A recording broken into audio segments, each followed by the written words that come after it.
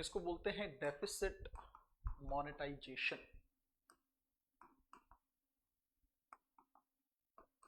आसान भाषा में देखें, पहले शब्दों से जैसे हमेशा हम करते हैं, घाटा है, घाटा है, उसका मौद्रीकरण करना है। आप कहोगे सर मौद्रीकरण का मतलब समझ में नहीं आ रहा। मोनेटाइज करने का मतलब क्या होता है?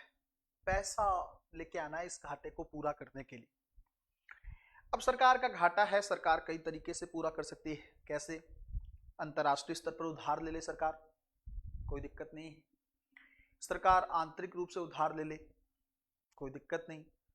चाहे विश्व के किसी देश से ले ले या अंतरराष्ट्रीय संगठन से ले ले, सरकार पे डिपेंड करता है। तो अगर सरकार कहती है कि भाई आंतरिक स्रोत से मुझे अपने घाटे की पूर्ति करनी है, तो सरकार के पास दो तरीके हैं। कैसे हो सकता है, समझिएगा इस चीज को। जैसे सरकार आरबीआई को बोले कि भाई मेरा घाटा है, कितना भी घाटा है, जैसे मान लीजिए मेरा एग्जाम्पल के तौर पर हम लोग समझ रहे हैं कि 100 करोड़ का घाटा है मुझे, आप एक काम करो 100 करोड़ के घाटे को आप पूरा करो। तो आरबीआई कहेगा कि भाई अगर आपको मुझसे पैसा चाहिए तो कोई तो लेन देन दिखाना होगा ना, ऐसे में किस बिहाफ पर आपको 100 करोड़ दे दूं? है आरबीआई सरकार का ही टूल, सरकार की मर्जी के बिना थोड़ी चलेगा। लेकिन सरकार सोचेगी आरबीआई का पॉइंट भी ठीक है, कुछ तो प्रोसेस होना चाहिए ना। ऐसे कैसे 100 करोड़ पूछेंगे मुझसे तो मैं क्या बोलूंगा, क्यों दिए सरकार? बोले अच्छा प्रक्रिया करते हैं। क्या प्रक्रिया करते हैं? आप एक काम करो, हम गवर्नमेंट सिक्योरिटीज को इशू करते हैं, गवर्नमेंट सिक्योरिटीज को इशू करते हैं, आप इन प्रतिभूतियों को हमसे खरीद लो। मैं कई बार आपको बता चुका हूं, प्रतिभूतियों का मतलब होता है दस्तावेज, एक ऐसा दस्तावेज जिसके ऊपर इंटरेस्ट रेट लिखी हुई है। और सरकार जो है एक हिसाब से जब आप उस प्रतिभूति को खरीदते हैं तो एक मैच्योरिटी पीरियड के बाद सरकार जो है आपको मूलधन और इंटरेस्ट की चीजें वापस करती है। मान लीजिए आपने सरकार को 5 लाख रुपए दिए और उसके ऊपर मान लीजिए 8% की इंटरेस्ट रेट है, तो हर साल तो आपको इंटरेस्ट मिलेगा ही मिलेगा, लेकिन मैच्योरिटी पीरियड के बाद आपको मूलधन की भी वापसी हो जाएगी। एक हिसाब से दस्तावेज है। तो सरकार बोल रही है कि मैं गवर्नमेंट सिक्योरिटीज को जारी कर रही हूं, आप इन सिक्योरिटीज को खरीद लो। तो 1997 तक है ना, 1997 तक आरबीआई ने कहा ठीक है भाई कोई प्रॉब्लम नहीं है, आप एक काम करो गवर्नमेंट सिक्योरिटीज को जारी करो, मैं आपको 100 करोड़ में आपकी ये सिक्योरिटीज को खरीद लूंगा। आप कहेंगे बहुत ठीक है, कोई प्रॉब्लम थोड़ी ना है। पर प्रॉब्लम है। क्या प्रॉब्लम है? इसका मतलब क्या है? इसका मतलब ये है कि अगर ये सिक्योरिटीज नहीं है तो इसको खरीदने के लिए नई करेंसी चाहिए ना भाई। सिक्योरिटीज पुरानी थोड़ी है। आरबीआई क्या कह रही है, सरकार क्या कह रही है कि नई सिक्योरिटीज को छापते हैं, करेगा आरबीआई लेन देन। सरकार की सिक्योरिटीज को कौन सेल और जो है परचेज करता है? आरबीआई तो करता है।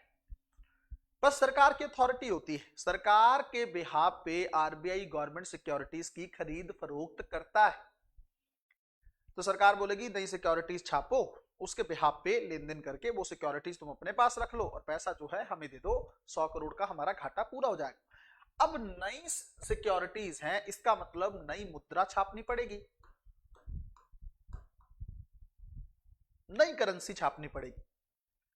अब ये नई करेंसी जो है ना, ये वो करेंसी है जो मार्केट में पहले नहीं थी। ये नोट मार्केट में पहले थोड़ी थे। अब आप याद करो जब मैंने आप लोगों को इन्फ्लेशन पढ़ाया था, मुद्रास्फीति जब पढ़ाई थी, तब मैंने एक गेम बताया था।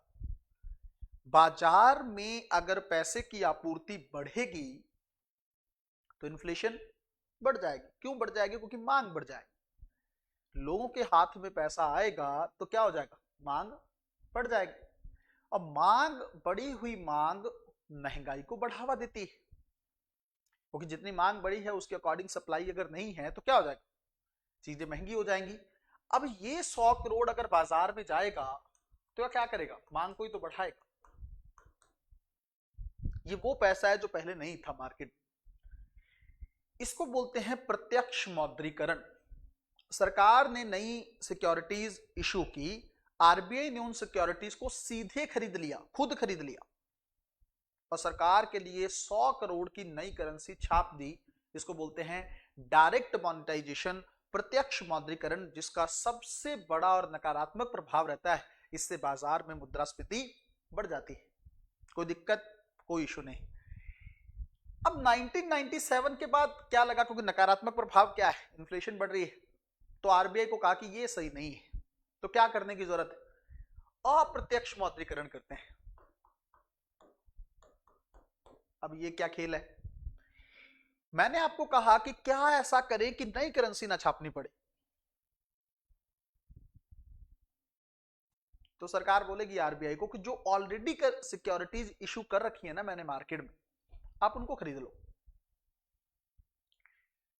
पहले से जो सिक्योरिटी चल रही है, चाहे वो बैंक के पास है चाहे किसी के पास, आप वो खरीद लो। इसका मतलब बहुत डीप में नहीं जाना है कि ये प्रोसेस कैसे होगा, क्योंकि उसको लेकर सवाल नहीं पूछा जाएगा, आपको कॉन्सेप्ट पता होना चाहिए। कॉन्सेप्ट ये है, वो सिक्योरिटीज नई थी, उसके लिए नई मुद्रा छापनी पड़ रही थी, ये सिक्योरिटीज पुरानी है, इसके लिए जो ऑलरेडी पैसा है उसी से खेल हो सकता है, इसके लिए नई मुद्रा छापने की जरूरत नहीं पड़ेगी। इसका मतलब जो पैसा ऑलरेडी आरबीआई के पास है, आरबीआई उसी पे खेल कर सकता है। नई सिक्योरिटीज नहीं है तो नया पैसा नहीं, यहां सिक्योरिटीज पुरानी है तो पैसा भी पुराना। ये पैसा मार्केट में नया नहीं है, पुराना ही है। इसका मतलब इन्फ्लेशन उतनी ज्यादा कंट्रोल में रहेगी या बढ़ नहीं पाएगी। मुद्रास्फीति वाला नुकसान जो है, जो वहां पे था, वो यहां पे नहीं होगा। इसका मतलब सब ठीक ठाक रहेगा। अब यूपीएससी आपसे एक सवाल पूछता है, और इसको लेकर तो मल्टीपल टाइम प्रीलिम्स एग्जामिनेशन में सवाल पूछा गया है कि डेफिसिट मॉनेटाइजेशन क्या होता है। प्रत्यक्ष और अप्रत्यक्ष अभी बचा है, अभी तो इसी में पूछ रहा है कि होता क्या है। जब आरबीआई नई करेंसी को छापती है सरकार के घाटे को पूरा करने के लिए, उसको बोलते हैं मौद्रीकरण, घाटे का। अब अगर यूपीएससी डीप में जाए कि क्या होता है डायरेक्ट और इनडायरेक्ट, तो दोनों कॉन्सेप्ट आप लोगों के सामने एकदम आसान तरीके से मैंने आप लोगों के सामने रख दिए। पर याद ये रखिएगा, अगर यूपीएससी फिर से डेफिनेशन पे ही खेलती रहती है तो आपको याद रखना, नई करेंसी जब छपती। अच्छा, एक सवाल यूपीएससी ने घुमा के पूछा, क्या पूछा कि अगर सरकार घाटे का मौद्रीकरण करती है तो उसका सबसे बड़ा प्रभाव क्या होगा। अभी बताया था, क्या प्रभाव होगा, मुद्रास्फीति बढ़ेगी, इन्फ्लेशन बढ़ेगी। अगर आपको यकीन नहीं है तो प्रीवियस ईयर के पेपर्स को उठाओ और देखो क्या ये सवाल बार बार यूपीएससी ने प्रीलिम्स में पूछा है कि नहीं पूछा, और क्या ये कॉन्सेप्ट के अलावा कुछ और कॉन्सेप्ट है। अगर हो तो कल मुझे जो है क्लास में आप लोग जरूर पूछिएगा, ठीक है जी। अब अगला टर्म आप लोग लिखेंगे, हेडिंग डालो बजट के प्रकार।